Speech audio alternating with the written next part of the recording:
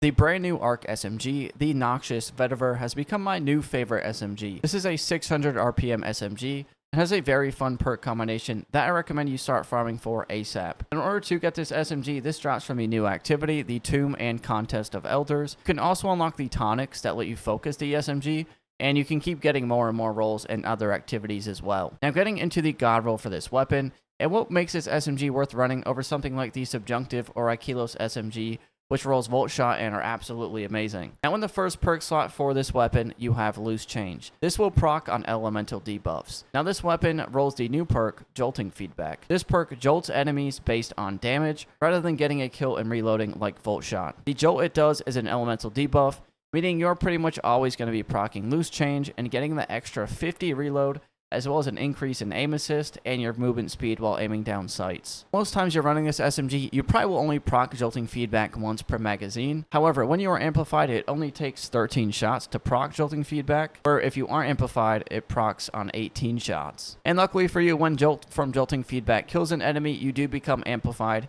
meaning with this weapon, you are constantly jolting enemies, an ad clear machine, as well as keeping Loose Change procced all the time. This weapon also has a really good origin trait called Dark Aether Reaper. With this perk, Final Blows with this weapon will spawn a Dark Aether charge that you can shoot or run into, and then it will explode and refill your weapon from reserves, as well as even overfill the magazine. The roll I'm using in this video has backup mag and tactical mag, and the Dark Aether charge overfilled my magazine from 30 to 42, meaning there is potential to be amplified and proc Jolting Feedback 3 times per magazine. However, in most realistic gameplay, you will proc it twice, which is still a lot. Like, that's insane to be procking the Jolting Feedback twice in one magazine, and even the potential to have it 3 times. Now, when you do get a kill and reload, it will proc as well based on those previous amount of hits, which make this perk so much better than Volt Shot in my opinion. I've been using Jolting Feedback on the brand new auto rifle from the Vespers Host dungeon, and I have not gotten that out of my hands. However, I think with this SMG, it might be taking that spot. Now, for other perk options, in the first slot, there is Attrition Orbs, which will spawn in Orbs of Power from doing damage, but the increased reload you get from Loose Change is nice, especially since there is a cooldown for these spawns for the Dark Aether charges.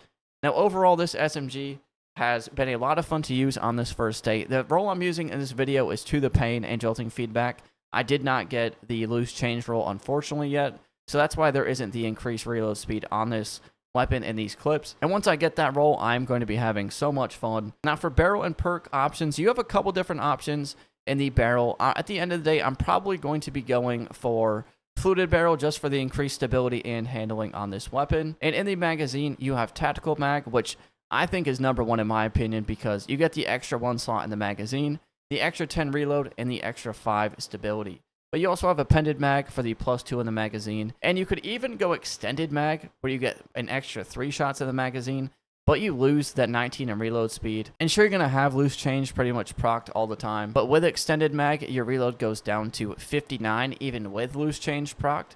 And with Tactical Mag, you have an 89 reload speed. So that's why I personally go for Tactical Mag, just because you get the +1 in the magazine. You get the reload speed and some stability on top of it. So that is going to be it on my God Roll review for this weapon. A lot of potential to combine that Loose Change, that Jolting Feedback, and that Dark Aether Reaper.